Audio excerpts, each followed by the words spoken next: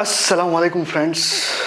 Abdullah ibn Amr ibn al As ఈ హదీసును వివరించారు. ప్రాఫెట్ ముహమ్మద్ సల్లల్లాహు అలైహి వసల్లం తెలిపారు, అల్లాహ్ సుబ్హానహు వ తఆలా నన్ను మరియు నా ఉమ్మత్ను ఖుర్బానీ రోజున పండుగ జరుపుకోండి అని ఆదేశించారు. అప్పుడు ఒకతను, ఒకవేళ నాకు పాలు లేదా వేరే ఉపయోగం కోసం అప్పు చేసి తీసుకువచ్చిన ఆడమేక లేదా ఆడ ఉంటే తప్ప వేరే జంతువు దొరక్కపోతే అప్పుడు నేను వీటిలో ఒక జంతువును ఖుర్బానీ ఇవ్వొచ్చా అని అడిగాడు. అప్పుడు ప్రాఫెట్ ముహమ్మద్ సల్లల్లాహు అలైహి వసల్లం, లేదు, కానీ నువ్వు నీ తల వెంట్రికలు గోళ్లను కట్ చేయించుకోవాలి, మీసాలను చిన్నగా చేయాలి మరియు గుప్తాంగ్ దగ్గర జుట్టు అనగా జగన జుట్టును షేవ్ చేయాలి. అల్లాహ్ సుబ్హానహు వ తఆలా దృష్టిలో ఇదే నీ కుర్బానీ కింద పరిగణింపబడుతుంది. మరో హదీసులో ప్రాఫెట్ ముహమ్మద్ సల్లల్లాహు అలైహి వసల్లం అన్నారు, ఉత్తమమైన సత్కా అంటే దానం ఏది అంటే అందులో ఒక ఆడ ఉంటే బిడ్డను జన్మనిచ్చింది మరియు చాలా పాలు ఇవ్వగలదు, లేదా ఒక ఆడమేక ఏదైతే చాలా పాలు ఇవ్వగలదు, వీటిలో ఒకటి అవసరం ఉన్న వారికి దానం ఇవ్వటం. దాంతో ఆ సత్కా పొందినవాడు పొద్దున్న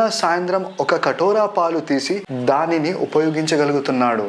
మరో హదీసులో ప్రాఫెట్ ముహమ్మద్ సల్లల్లాహు అలైహి వసల్లం అన్నారు, మీరందరూ ఆవు పాలు తాగండి, ఎందుకంటే అది అన్ని రకాల మొక్కలను తింటుంది మరియు ఆ పాలు ప్రతి వ్యాధికి నివారణ. మరో హదీసులో అబ్దుల్లా ఇబ్న్ మసూద్, సుహైబ్ మరియు ములైకా బింత్ అమర్ రజియల్లాహు తఆలా అన్హు ఈ హదీసును తెలిపారు. ప్రాఫెట్ ముహమ్మద్ సల్లల్లాహు అలైహి వసల్లం అన్నారు, ఆవు పాలు తాగండి, ఎందుకంటే అందులో వ్యాధులకు నివారణ ఉంది. దాని మక్కన్ ఘీలో కూడా వ్యాధులకు నివారణ ఉంది, కానీ దాని మాంసంతో జాగ్రత్త, ఎందుకంటే అది వ్యాధులకు దారి తీస్తుంది.